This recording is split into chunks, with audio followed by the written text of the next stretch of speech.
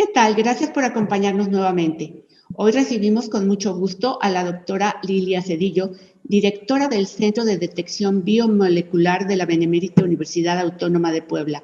Gracias, doctora, por acompañarnos nuevamente. Gracias, Mónica, por la invitación y de verdad es un gusto estar con ustedes y llegar a muchas personas a través de este medio. Doctora, el inicio de la vacunación contra el COVID-19 en algunos países ha provocado nuevas interrogantes en la población, en México mismo.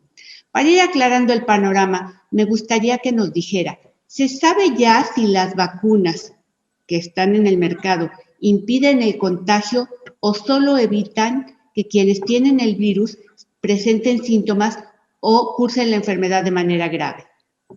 Bueno, antes de contestarle, a mí me gustaría poner en la mesa algunos conceptos básicos de inmunología que yo creo que harán mucho más clara para todos los que nos escuchen y nos vean la contestación de la respuesta de esta pregunta. Bueno, en nuestro cuerpo nosotros tenemos el sistema inmune. El sistema inmune tiene dos grandes ejes. Uno, mediante el cual nos protege a través de anticuerpos, que se llama inmunidad humoral, y otro que nos protege a través de la interacción con otras células del sistema inmune, que se llama inmunidad celular. Ambas trabajan de manera concertada, o sea, las dos contribuyen a evitar finalmente que nosotros nos enfermemos. Identifican un ente externo y cuando lo identifican, lo eliminan, ¿verdad? Mediante diversos mecanismos.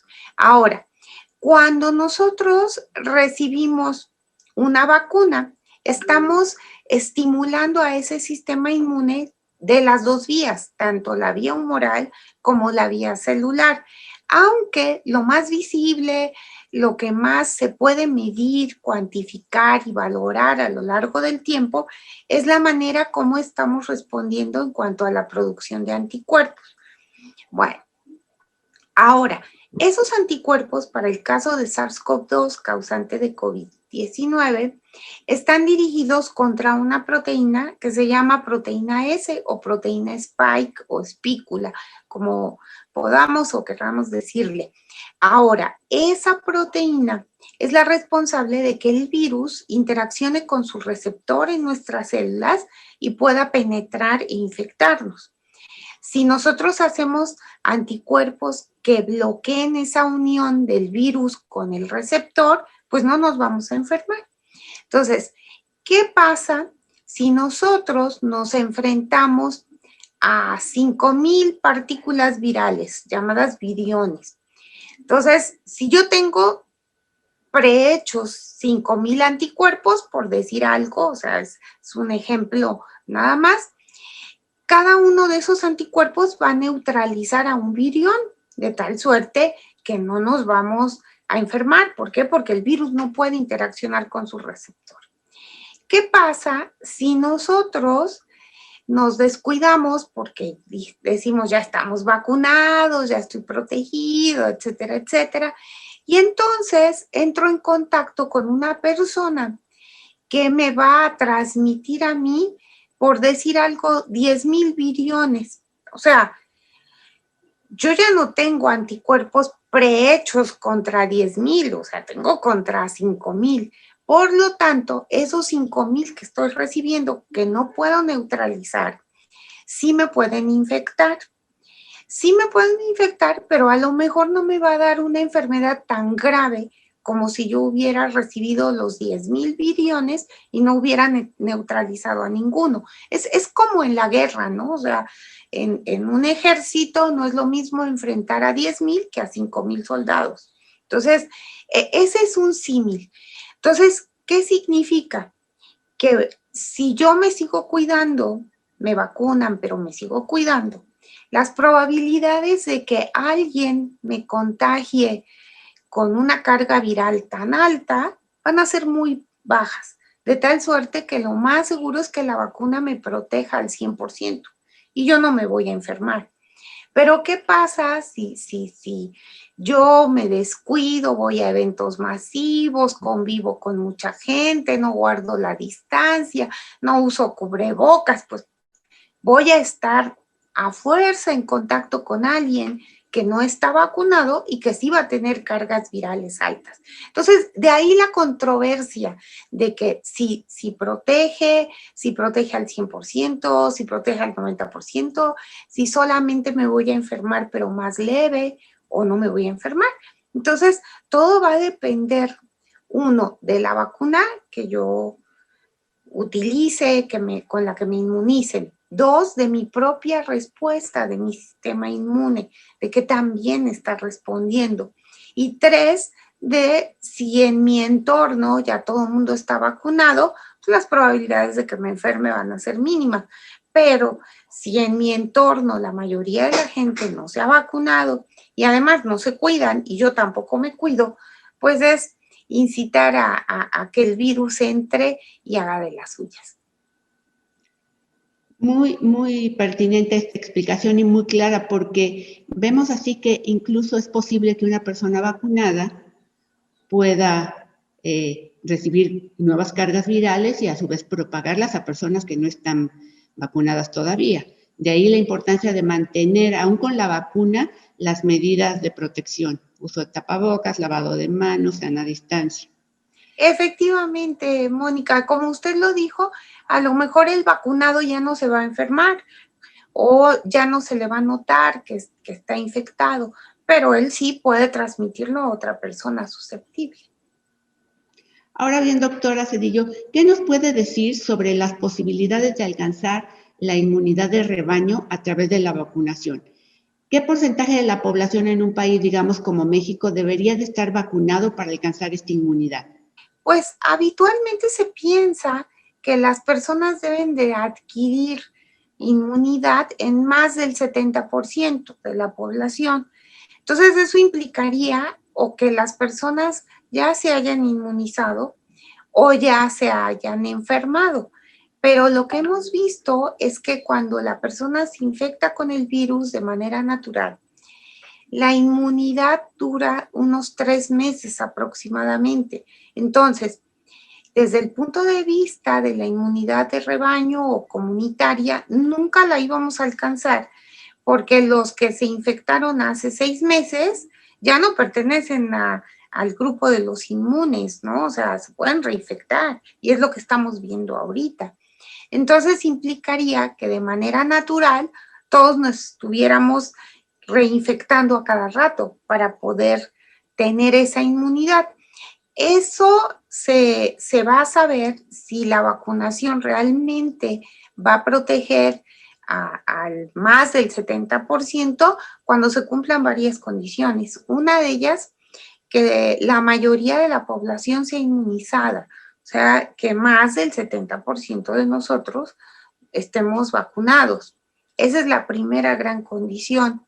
La segunda condición es que nos vacunemos con el esquema completo, o sea, terminemos las 2 dosis y demás, y que nos sigamos cuidando. O sea, esa es la otra condición importante, ¿verdad?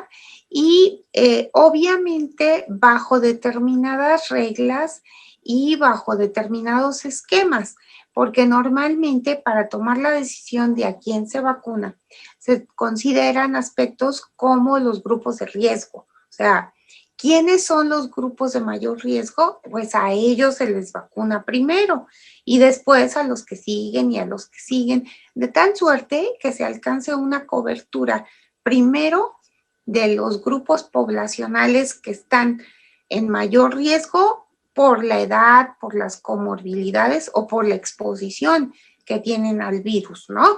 Es el caso de vacunar a todo el personal médico que trabaja en un hospital, y no solamente ellos, sino los médicos que consultan a cualquier paciente, porque en este momento cualquiera de nosotros puede ser portador del virus.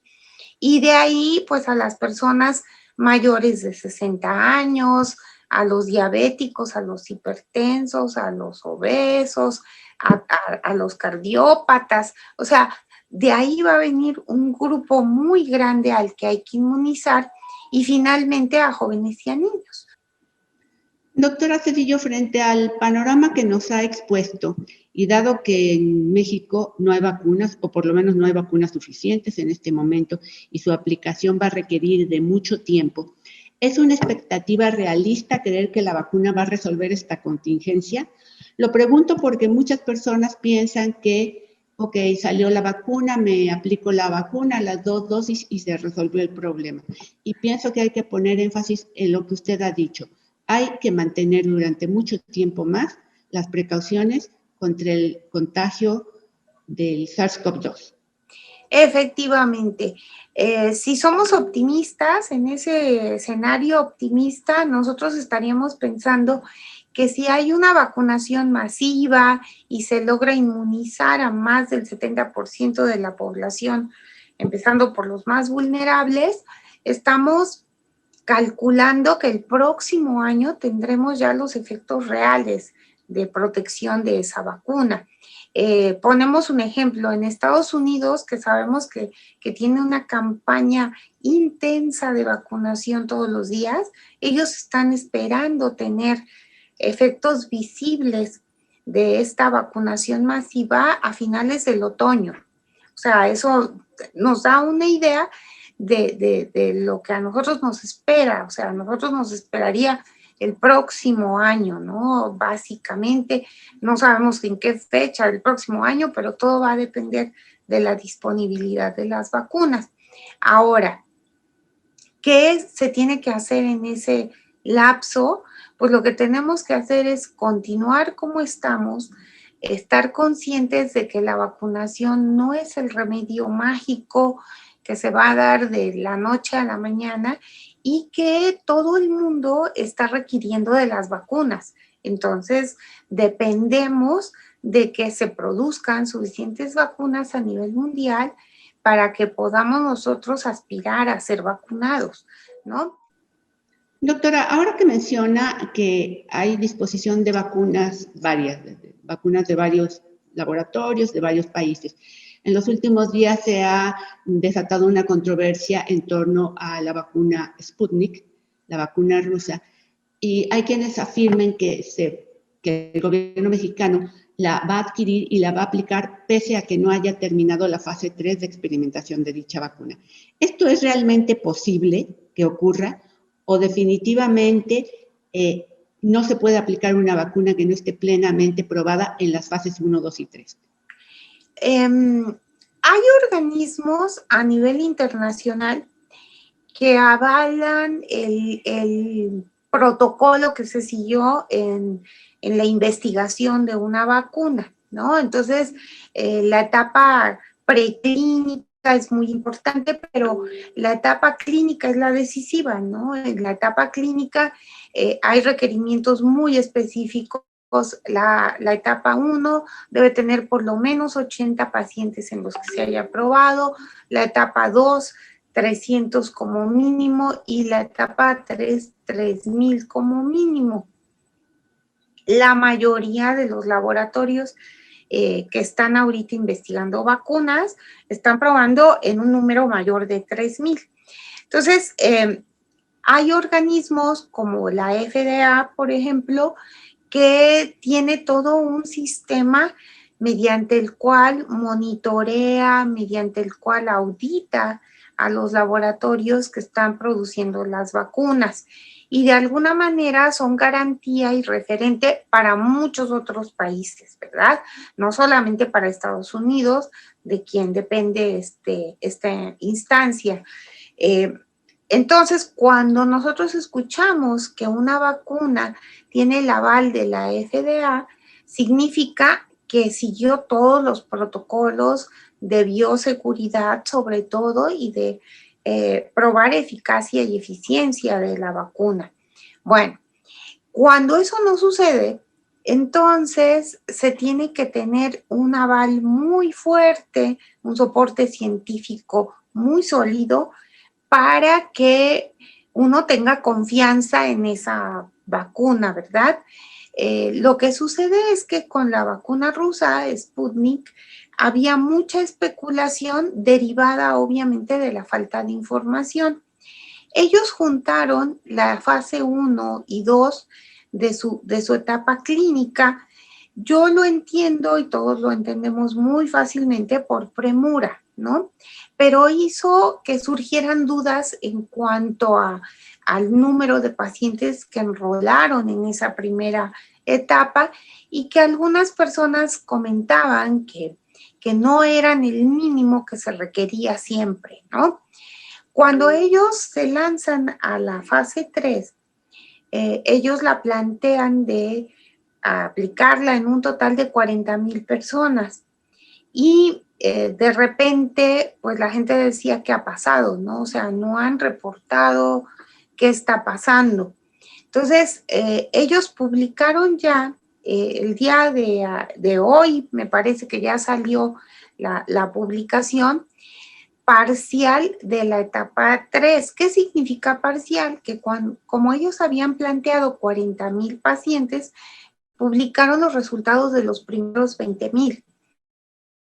Y en ellos han mostrado que la vacuna tiene una eficacia mayor del 90%, que es segura, aunque falta precisar algunas cuestiones que a mucha gente le preocupan, como qué riesgo corren las personas que tienen alguna comorbilidad, ¿no? O sea, si está indicada o no está indicada aplicarla en ciertos grupos que son vulnerables, pero que tienen esa comorbilidad y que a lo mejor la vacuna no va a responder tan bien o puede tener un efecto adverso. Vamos a poner el ejemplo de la vacuna Pfizer, que se empezó a ver que esta vacuna no era aconsejable de aplicarse a personas con alergias, ¿no? Entonces, en el caso de la vacuna Sputnik todavía quedan dudas de en qué casos no se debe aplicar. De la eficacia ya no, o sea, 20,000, el reporte de 20,000 personas, pues da confianza de que la vacuna es eficaz y de que no se están presentando efectos adversos con la frecuencia que nos pudiera preocupar. Pero falta todavía esa parte porque se entiende que el trabajo todavía no está concluido de fase 3, ¿no? Entonces, esa es la situación. Yo creo que muchos de los rumores se dieron y se siguen dando por falta de información o por falta de información oportuna. Ahora, doctora, la pandemia ha demostrado, entre muchas otras cosas, nuestra dependencia tecnológica en este país, que nos coloca en una posición de debilidad frente a los países desarrollados que han acaparado la mayoría de las vacunas. ¿Qué piensa al respecto? Yo creo que es bien importante que todos los países le apostemos a la ciencia, porque cuando surge un problema como este, que involucra vidas y que tiene efectos tan importantes, no solamente a nivel salud, sino también económicos y sociales, es cuando nos damos cuenta de lo que nos hizo falta, ¿no? Lo que nos hace falta hacer. De la pandemia de influenza H1N1, aprendimos muy bien que era importante tener laboratorios que pudieran hacer un diagnóstico eficaz, eficiente y oportuno contra virus nuevos. Y bueno, la acción que siguió después de la pandemia fue, bueno, pues vamos a equipar por lo menos un laboratorio de estas características por cada entidad federativa, o sea, cada estado cuenta con un laboratorio así. Entonces, creo que ha sido de las enseñanzas y de las cosas buenas que ha dejado una pandemia. ¿Qué esperamos que nos deje esta? ¿Sí? Esperamos que esta pandemia nos marque la necesidad de desarrollar tecnología propia para poder responder en un momento como este, crítico, ¿no? Los grupos que ahorita respondieron más rápidamente a la elaboración de la vacuna son grupos consolidados, son grupos que llevan 20 años mínimo trabajando en la elaboración de vacunas, en diseño de vacunas contra diferentes microorganismos. Y en este momento lo único que hicieron fue el tomar toda esa experiencia previa para producir una vacuna contra un nuevo microorganismo, pero ya no partieron de cero. O sea, ellos ya tenían todo un bagaje de conocimientos y de experiencia que les permitieron responder de una manera muy rápida y adecuada. Entonces, por eso la etapa preclínica fue corta, ¿no? O sea, lo que normalmente tardaría 5 años, aquí se llevó a cabo en menos de 5 meses, ¿no? Eso nos da idea del grado de avance que tienen estos grupos. Y es lo que nuestro país requiere, fomentar la investigación científica en áreas importantes. Una de ellas obviamente es la salud, no es la única, hay muchísimas, pero que tengamos la capacidad de responder de manera eficaz, eficiente y oportuna. Todos esperaríamos que efectivamente esta lección sea considerada en nuestro país y se apueste un poco más por la ciencia, o mucho más diría yo por la ciencia. Y en este sentido, el Centro de Detección Biomolecular para Enfermedades Emergentes y Reemergentes de la UAP, que usted dirige, fue justamente el resultado del problema sanitario que surgió con el virus H1N1 y que en esta ocasión, con el SARS-CoV-2, ha realizado un importante trabajo de detección de casos de COVID-19. ¿Cuántas pruebas han realizado y qué porcentaje de ellas han resultado positivas? Pues a la fecha hemos realizado, espérame tantito para que no le mienta, le doy el número exacto, ay, sí, acá le tengo a la mano. Llevamos 7,056 muestras procesadas de personas, tanto de la comunidad universitaria como algunos externos. El señor rector ofreció un determinado número de pruebas gratis para externos y gente generalmente que sospecha que tiene la enfermedad o que en casa ya tiene un enfermo y generalmente no tienen acceso a estas pruebas de manera oportuna. Entonces, por eso se abrió también para el público en general, para externos y para, obviamente, los miembros de la comunidad universitaria. El porcentaje ha variado dependiendo de la época de la pandemia. Al principio, pues los porcentajes eran muy bajos, del 10, del 5%.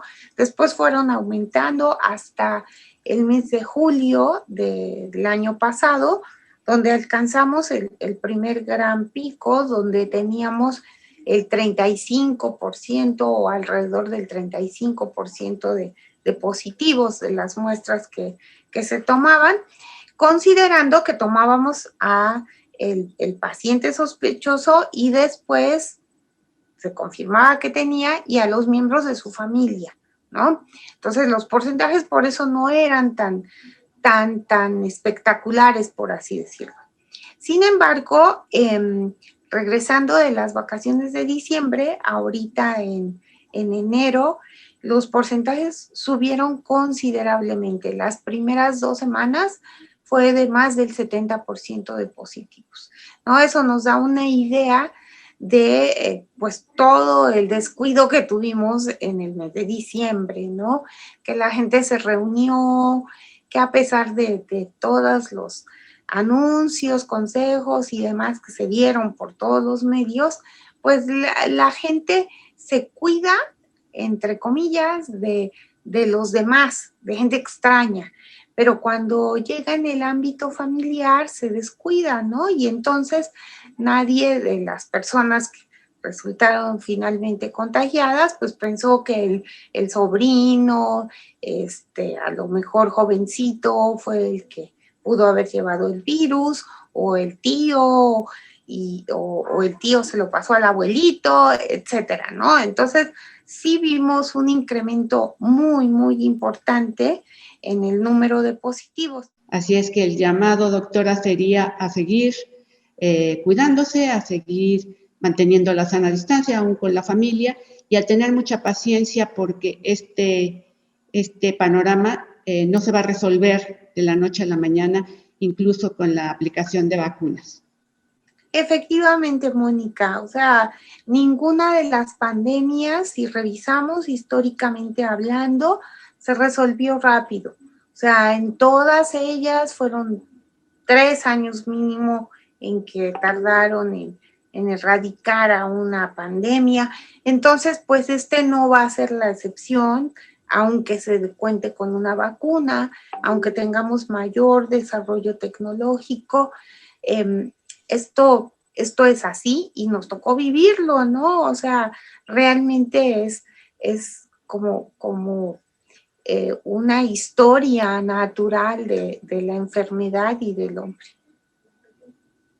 Así que si quieren contar a sus hijos, a sus nietos que fueron protagonistas de esta pandemia, deben cuidarse, no hay de otra. Doctora. Así es, Mónica.